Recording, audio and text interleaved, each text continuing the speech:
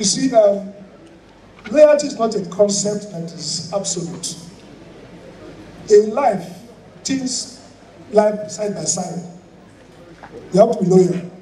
For example, even our parents, who we ought to be loyal to, if they had to commit a crime, will you commit a crime? If you do, will the law say loyalty?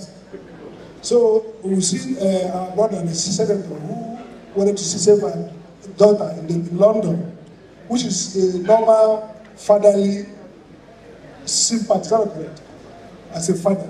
But he go foul the law as a consequence. So I think that the loyalty is threefold. One, to people who help you come to power. But the first question is, why did they help you to come to power? They help you because they want a continuity of good service to the people. So the compact should be clear. And that's why I like the point about ideological war. What we are suffering is that the concept of government as personal rule and ownership is now confused with the concept of government as serving the people. So at that level, loyalty is very simple. Loyalty is to respect the person, acknowledge what they did for you, help them in ways one should help his mentors. But loyalty does not mean surrendering the states and the development. That's not loyalty. So I want us to clarify our concept so that you don't accuse someone of being disloyal because they didn't support you to do crime or they didn't help you to commit crime. That's not disloyalty. The second aspect of loyalty, and I give an example, is that it's about the people's business. So a good man who brings a man to power will step aside. Let me use Akwa Ibom, for example. So we've seen the Senate president bring Emmanuel Adebayo. They didn't quite have very cozy at some point. They were not that, but they didn't fight openly. There was no outbreak of war. Emmanuel brought, and each were people in government. Emmanuel was secretary to government, he left for the bank, he was with the government, he met him. Emmanuel chose one of his commissioners and the thing Emmanuel has done, which is remarkable, learning from his experience, is that he disappeared. He handed over power, he literally brought the guy. In fact, stories that maybe his wife wasn't too, nobody was too pleased. They had the right kind of people they thought should hand over. But he said, this is the right guy, I think is the best first. And once he did that, he left the guy. He's not seen in Akwa Ibom. He's not grabbing headline. He's not complaining. And, you know, there's a reward for that good-spiritedness. He saw it on the TV, he was there to support, and when he came to support the government, he was at the total role. He waited carefully, humility. The governor is the one who says, I dedicate this to him and gave to him. So he's not struggling to grab back the power. So this is a model for us to watch. And what government did well, Amadi did very well. And that government is doing well too. So I think that loyalty is not, shouldn't be seen from the psychological trauma of people's own family. Loyalty is not that if you're not happy there, you're not loyal. That's not the measure. The measure is, have I unduly attacked my predecessor? Have I gone out to use the state to wreck you? If I have not, then we shouldn't say for loyalty. So I don't want to get loyalty as zero sum. Loyalty has limitations and nature. The most important thing, I think, is that whether you're loyal or disloyal, let's do the work for the people. And when you help people come to power, that's why I talk about positive conspiracy. There must not be elites who will say, who will govern next? And they work hard to bring who they think will govern next. But when they do that, they shouldn't be co-governors. They should simply go back and allow the governor to govern. Leadership is a process in which we select our leaders. So the incumbent has a duty to also influence the job. You see, the thing is about what is motivating that duty. If we're talking about development as long term, and that's why we talk about the Asian tigers, as there are people think it was dictatorship that led to development. It's not true. What led to development was a long period of policy stability. Rwanda. So even if you are not a dictatorship, if you need to have a long period to incubate transition.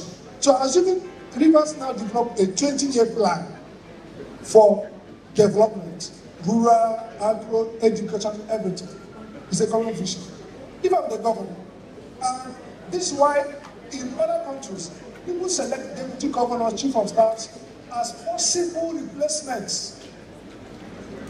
American president, you appoint a vice president who can become, and oftentimes there are no primary, it's like a putative candidate. If a president is finishing, the vice or the deputy is seen as the almost 80% successor, because there is a training is part of that. So I think that the government should, as a matter of duty, work hard to influence who emerge after him. It's fair. As long as they follow the rules of the game, campaign peacefully, convince stakeholders that this man will continue the work I've done. In fact, as a matter of fact, anybody that a governor has performed, anybody he presents to the people will likely vote for that person. Because it's that as to continue. I didn't mention one other example. We're talking about maybe if you look at Cross River State, they had 4 people who had an agreement to rule turn by turn. Those 4 people have all become governor, apart from I and they who came. And the good thing about them that when they leave, they don't talk to each other. When Donald was the first, they supported him, became governor. When he left, came, became governor. Now, Ayade was the one who broke that line, but they supported him, more or less. They didn't, but he didn't perform. This new one is part of that group. So the lesson is this: that orderly transition. In fact, politics is not a good thing. People think that politics is good all the time. If you have a bad politics of continuous change of leadership, it's not developmental. It's better to have a group of leaders like us now. All of you support the government. You have one mind. Among yourself, you're going to have internal conversation. Who can best from the zone, another zone, okay? Who can best do this job? And they say it's Stevie that we want to support. We support him. Before he finishes, we have identified a successor. What it does is that it gives you that stability of it. Now you talk about some government will start the program, and now will truncate it. The money is wasted. So I'm in support of a government working hard to make sure that the person who can control the work emerges as the next government. But always with the leadership collective. Every society must have leadership collective. It's not the governor's leadership, it's all of us. And that's why it's called elite consensus. We as leaders, doing the public good, agree together. Let me end this by saying something. See, in the whole world, in human history, all of us will not make decisions. There must be few people who, by circumstance, God has enabled them to have the capacity to be where we can make decisions about leadership. Our traditional leaders, our political leaders, some of our big businessmen. Our responsibility is that we are all guided by the common good. There's nowhere all River citizens, with election, voting is not truly democratic.